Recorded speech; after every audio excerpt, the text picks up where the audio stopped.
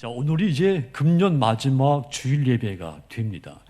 한 해 동안 올리 지저스, 우리가 저 표를 1년 동안 삼고 늘 고백을 했죠. 1년 동안 올리 지저스, 오직 예수 그리스도를 표대로 삼고 힘껏 지금까지 달려오신 여러분들을 주님의 이름으로 축복합니다. 자, 오늘은 우리 주일학교 졸업 감사 예배이기도 합니다. 유치부 아이들은 유년부로, 또 유년부 아이들은 또 초등부로, 초등부 아이들은 학생들은 이제 청년부로 한 단계씩 졸업하고 올라가게 됩니다. 자, 이 졸업을 하면서 이제 아이들 또 우리 학생들은 새로운 목표가 생깁니다. 본문 표현대로 표대를 향해 계속해서 달려가는 우리 어린이들, 학생들, 또 우리 교회 모든 성도들이 다 되시기를 주님의 이름으로 축원합니다. 자, 2013년도에 영국 썬덜랜드라고 하는 곳에서 마라톤 대회가 있었는데 이 마라톤 대회에 참석한 선수들 5,000명이 단체로 실격되는 그야말로 사상 초유의 사태가 발생을 했습니다. 제일 앞에 달리던 1등 달리는 선수 외에는 다 실격이 된 겁니다. 왜냐하면 선수들이 경로를 이탈했기 때문이죠. 마라톤은 지정된 경로가 있습니다. 그 경로를 벗어나면 자격이 상실되죠.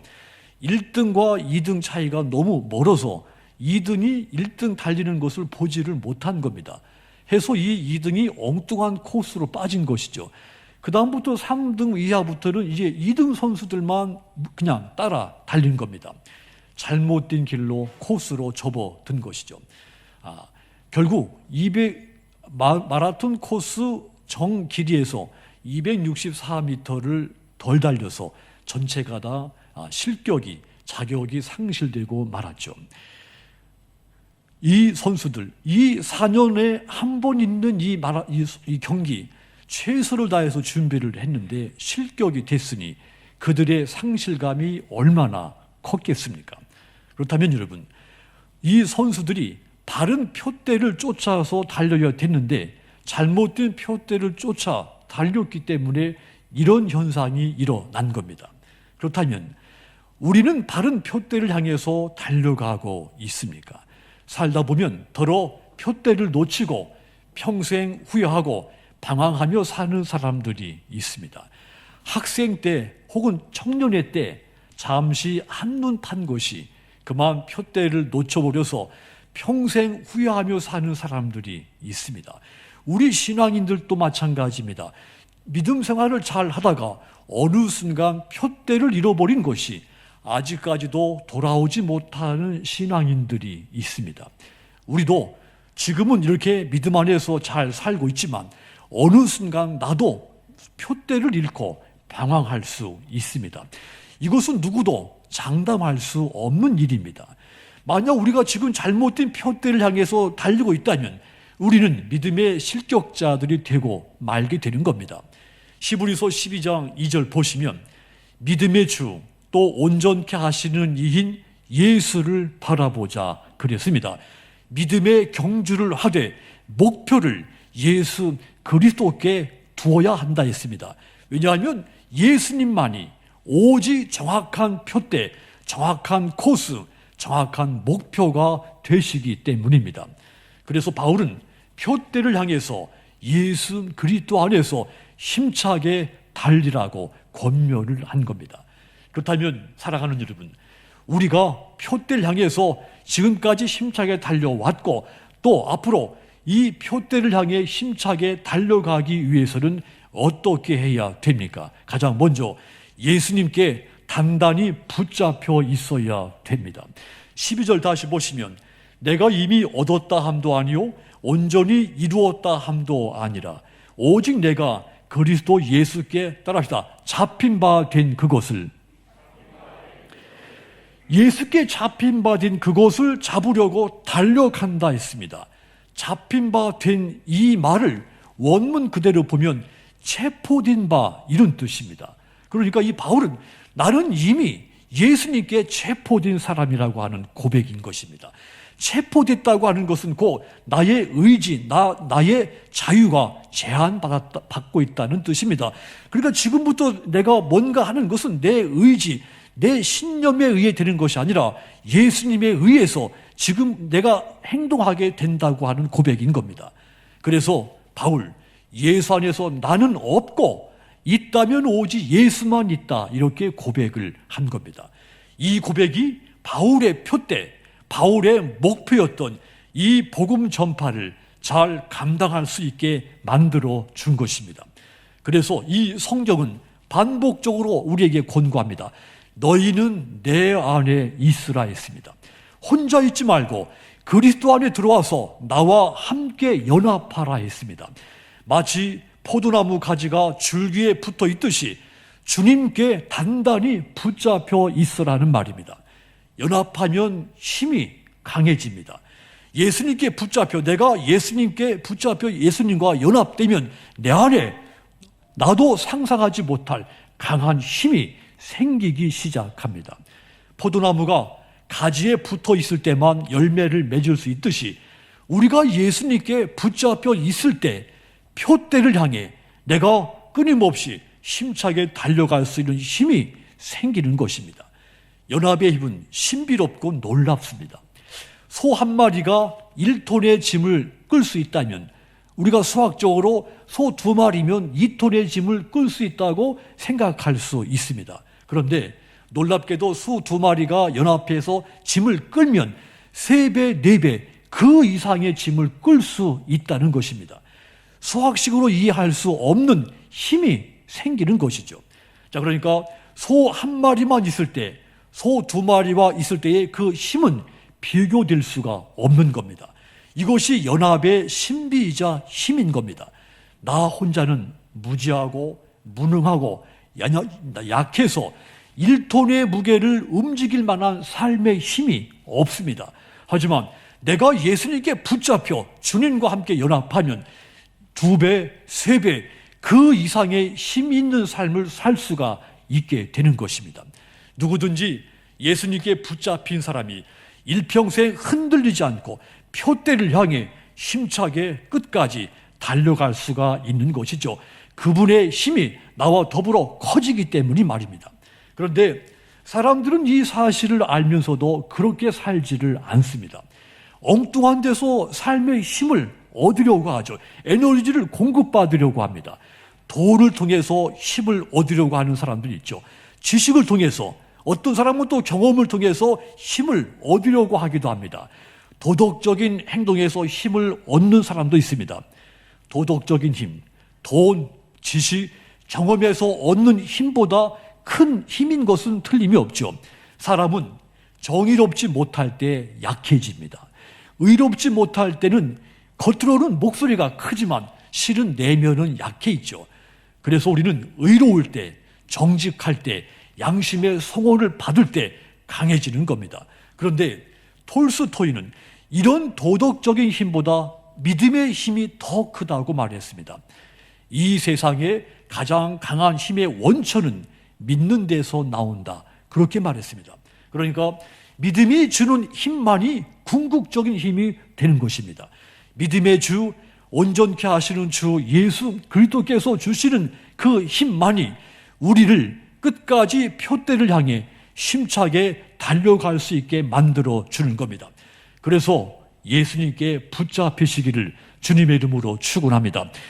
바울은 이 성도들에게 반복적으로 그러니 예수님께 붙잡혀라 권고를 했습니다. 예수님께 붙잡혀야 소망이 있고 더 연합해서 더 큰 힘을 발휘할 수가 있기 때문이죠. 사랑하는 성도 여러분, 그리고 우리 졸업하는 우리 어린이들, 우리 학생들, 예수님 안에만 진정한 희망과 힘이 존재합니다. 그러므로 여러분 모두가 범사에 순간순간 예수님께 이 강력하게 붙잡혀서 표대를 향해 날마다 힘차게 달려가게 되기를 주님의 이름으로 축원합니다. 또한 우리가 이 표대를 향해 힘차게 달려갈 수 있기 위해서는 또 두 번째 또 우리의 조건이 있습니다. 앞에 있는 목표를 향해 달려야 됩니다. 만일 표대를 향해 달려가는데 뒤에 있는 목표 혹은 양쪽 좌우에 있는 목표를 바라보고 달린다면 끝내 나는 표대를 내 손에 잡을 수가 없습니다. 오직 앞에 있는 이 목적을 향해 달려야 내 앞에 있는 표대도 손에 잡을 수 있습니다. 시냇물은 앞으로 흘러서 강물이 됩니다. 강물도 끊임없이 앞을 향해 흘러 바닷물이 됩니다. 시냇물이 앞을 향해 흘러 강으로 가지 않고 멈춰 있으면 그 시냇물이 점점 텁텁해지다가 늪이 되고 맙니다. 마찬가지로 우리 삶이 표대를 잃어버리고 방황해서 앞으로 나아가지 못하면 결국 우리 삶은 부패해지고 마는 겁니다. 예수님께서도 누가복음 9장 62절에서 예수께서 이르시되 손에 쟁기를 잡고 뒤를 돌아보는 자는 하나님의 나라에 합당하지 아니하니라 그랬습니다. 제자로 살고자 고백하고 결단하는 자, 뒤를 돌아보지 말라 했습니다. 뒤를 돌아보는 사람, 제자의 삶에 하나님 나라에 합당치 않다 했습니다. 오직 앞에 있는 목표를 향해 달려가라 했습니다. 바울은 뒤의 것은 잊어버리고 앞에 있는 것을 잡으려고 끊임없이 나아가라고 말했습니다. 본문 13절도 다시 보십시오. 형제들아, 나는 아직 내가 잡은 줄로 여기지 아니하고 오직 한 일, 즉 뒤에 있는 것은 잊어버리고 앞에 있는 것을 잡으려고, 뒤에 있는 것은 잊어버리고 앞에 있는 것을 잡으려고 달려갔다고 고백했습니다. 바울이 빌립보 교인들에게 강력하게 권고한 것이죠. 너희도 과거의 것은 다 잊어버려라. 오직 앞에 있는 이 목표를 향해 힘껏 달려야 된다 권고한 겁니다. 이렇게 말한 이유가 있습니다. 이 빌립보 교인들 가운데는 자기들이 예수님이 이미 우리를 구원해 줬으니까 이제는 우리가 구원받기 위해서 뭔가 할 필요가 없다는 생각을 품고 있었습니다. 그리고 이미 우리는 구원받았으니까 이미 과거에 구원받은 그 은혜, 그 사랑, 그 경험을 자랑만 하고 있었다는 이야기죠. 한마디로 이 빌립보 교인들이 과거의 신앙에 머물러 빠져 있었다는 뜻입니다. 여러분, 구원의 성, 축복의 땅은 뒤에 있지 않습니다. 언제든지 우리 앞에 있습니다. 축복의 땅은 홍해를 건너고 광야를 가로질러서 앞을 향해 달려간 이 백성들, 그들이 이 축복의 땅에 들어갈 수 있었습니다. 이스라엘 백성들이 이미 애굽에서, 이집트에서 탈출해서 자유인이 됐습니다. 그런데 광야 생활에 그 조금 불편한 것 때문에 애굽에서 식민지, 포로 지배받으면서 불편했지만 그래도 좀 편안했던 것, 그것을 잊지 못하고 그리워했습니다. 그런 백성들 앞에 있는 목표, 가나안 땅에 들어가지 못하고 말았습니다. 소돔 땅에 살던 롯의 아내 마찬가지였죠. 그녀는 뒤에 있는 것을 잊어버리지 못하고 늘 그리워하다가 앞에 있는 구원의 은총을 놓치고 만 겁니다. 우리도 지나간 일에 매여 있으면 표대를 향해 전진할 수가 없습니다. 과거에서 탈출해서 앞에 있는 목표만 바라보고 달려야 되는 겁니다. 그러므로 살아가는 여러분, 특별히 졸업하는 우리 어린이들, 학생들, 한 해 동안 우리는 많은 일들을 겪었습니다. 고통의 터널을 통과하기도 했죠. 아이들이고 성인이고 다 누구든지 지난 2년 동안 힘든 과정들을 겪었습니다. 또 어떤 일에 실패해서 좌절에 빠지기도 했죠.